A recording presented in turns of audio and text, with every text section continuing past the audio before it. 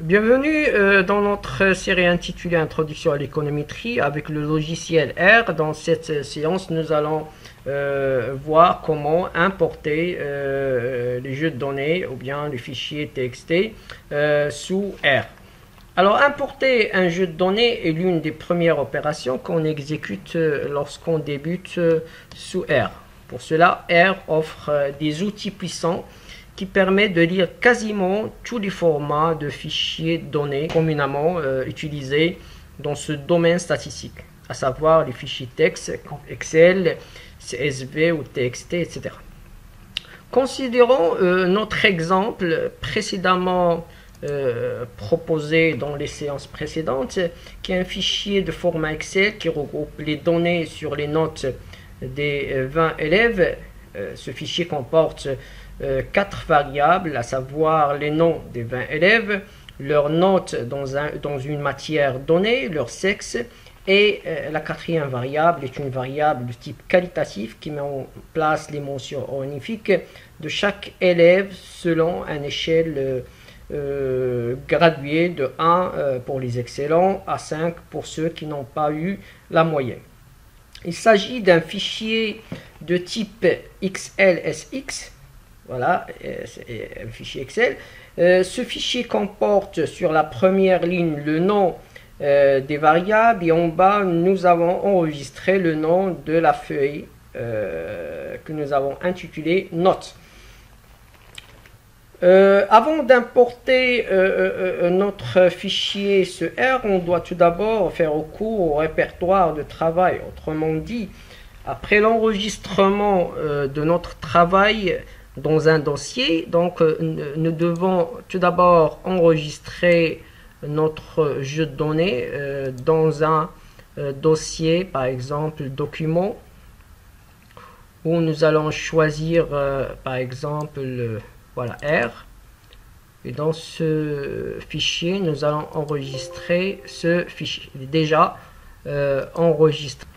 On doit par la suite choisir comme directoire de travail le dossier dans lequel le fichier note XLX a été enregistré, en vérifiant bien évidemment que notre fichier que l'on souhaite se trouve bien dans ce répertoire. Ainsi, on clique Session pour bien évidemment mettre en place le directoire où nous voulons enregistrer bien sûr notre fichier. Bien sûr, on va choisir document R et nous allons enregistrer bien sûr notre travail dans ce répertoire. Ainsi, vous voyez le répertoire setwd est égal R.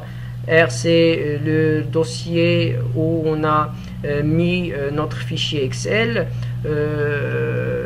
Ainsi, la deuxième tâche est d'exécuter la commande library XLSX, ou bien dans la fenêtre package, nous cherchons bien sûr la package format XLSX, bien évidemment le choisir en le cochant pour installer bien évidemment le package XLXR. Ce package XLSX permet de contrôler par programmation les fichiers Excel à l'aide de R.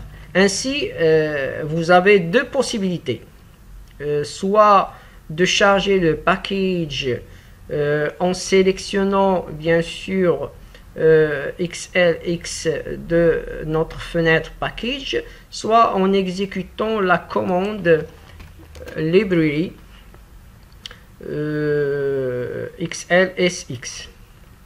Très bien. Maintenant, pour lire notre fichier intitulé Notes, on exécuta la commande read XLX. Ça veut dire lire notre fichier de format XLSX. En mettant en place le nom de notre fichier intitulé Notes Et bien sûr, on notera aussi le nom de la feuille sheet names intitulée notes. Et vous voyez clairement que notre jeu de données est bien apporté ce R. Voilà. Et c'est déroulé correctement. Et vous voyez les variables nom, note, sexe, mention, notre jeu de données. On peut par la suite spécifier la lecture sur Excel. Ainsi, pour afficher l'entête, autrement dit, le nom des variables, on exécute la commande header true pour afficher bien sûr la ligne des variables. Pour commencer la lecture d'une ligne donnée, par exemple, nous voulons commencer la lecture à partir de la ligne 1, on ajoute la commande start row. Start, c'est pour commencer, row, c'est la première ligne. Mais on peut aussi arrêter la lecture dans la ligne 10e en exécutant la commande end row. End row, ça veut dire arrêter la lecture dans la ligne 10. Et pour spécifier les colonnes que nous voulons récupérer, on exécute la commande call index. Ainsi, nous voulons faire apparaître seulement la première colonne et la deuxième colonne et la quatrième colonne. La première colonne qui contient le nom des élèves, la deuxième colonne qui contient le nom des élèves et la quatrième colonne qui représente bien évidemment leur mention. Alors pour ce faire, on ajoutera bien sûr le vecteur concaténant 1, 2 et 4. Ainsi, on a éliminé la variable sexe qui se situe dans la deuxième colonne. Et vous voyez clairement qu'on a éliminé tout d'abord la variable sexe, mais aussi on a arrêté la lecture dans la 10e ligne. Et nous parlons par la suite de la manipulation des données importées sous R. À bientôt.